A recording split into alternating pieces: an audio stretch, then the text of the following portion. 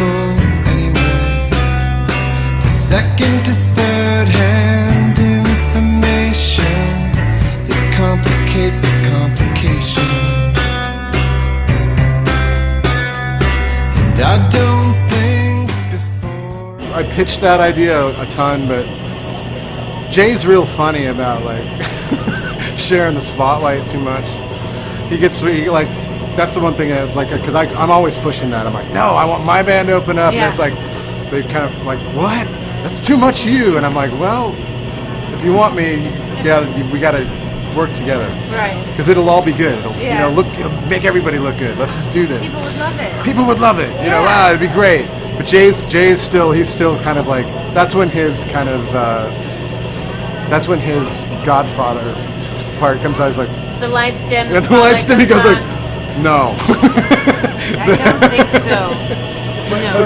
That's kind of what happened. That's when that, because to me it's all just like, hey, it's all fun and games, and Yeah. everybody knows you're King Jay, no problem. Like no one's ever gonna think that I'm just, don't worry about me. I'm not gonna take any of your, because I'm not, because he's standing in front of his amplifiers and stacked. his hair is, like nobody, he's the king. There's Right. no question.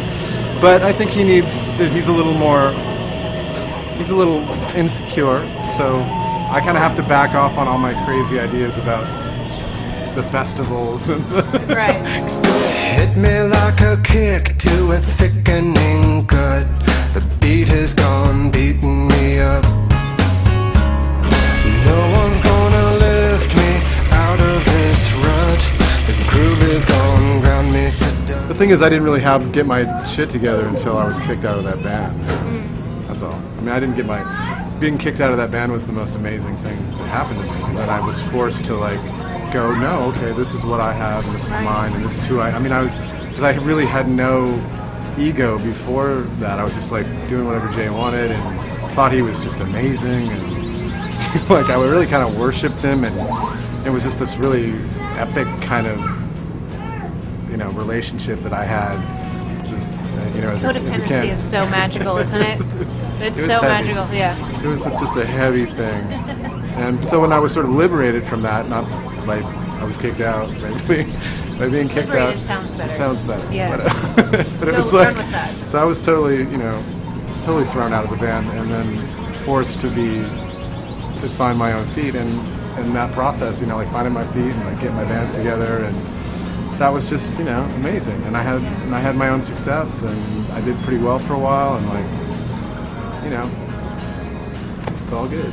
Did you feel competitive with Dinosaur Jr. initially? It's a very Dinosaur Jr. heavy interview. I guess I did, yeah. I mean, at the time, when we were first doing Sebadoh, when we got the band together and started really touring, it was when Dino had, they were on Warner Brothers Records, and Jay was on the cover of, I remember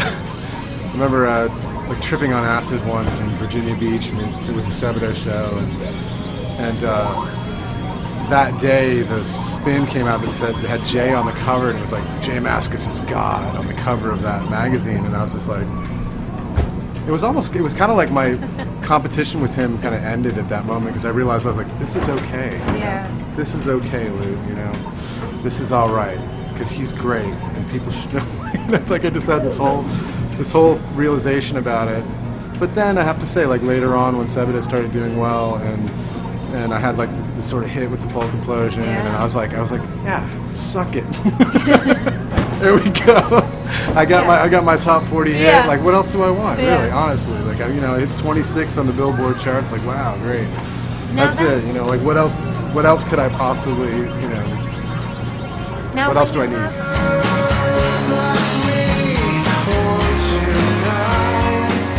How did writing the soundtrack for kids come about?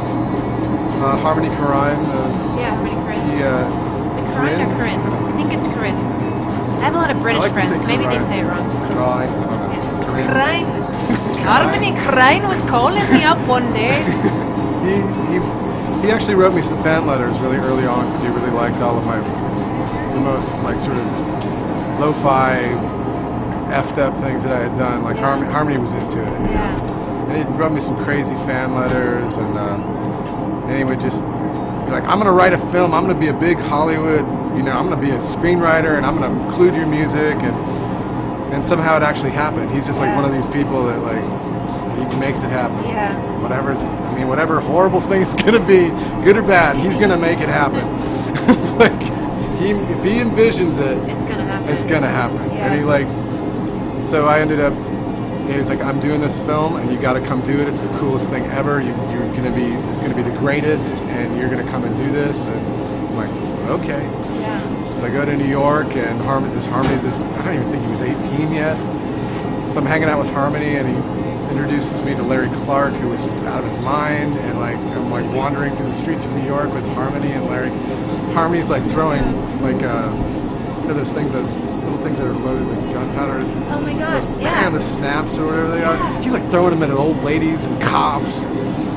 And Larry Clark's smoking a joint, and they're walking into traffic in New York. Because you know, people from New York, they really just think that they're like they just walk into traffic like like you know. I once walked through traffic with a guy who had a cockatoo on his finger, just like he was like, but this the walk sign, it says don't walk. He's like, this is what they do there. You grab onto his T-shirt. Okay, if you're gonna go, I'm gonna go. And it's just so anyway. I had this sort of amazing New York experience with them, and then I was like, that was it. I was involved in the film, and then did whatever I wanted to. And it was cool. It was a great experience.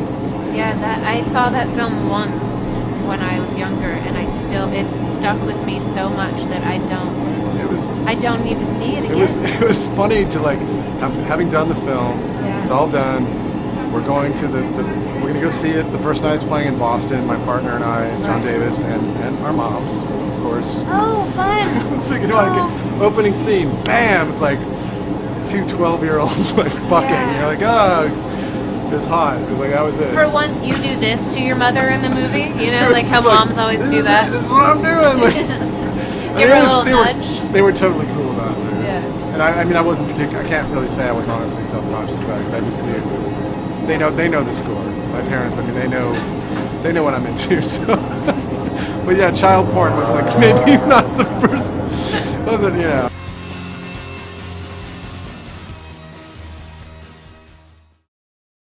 think that whatever people have taken from my music in general, it's just like it seems to be inspiration to make their own music, or something that they listen to while they're taking pictures or doing painting or something, and that seems to be the majority of the people that I would call fans, So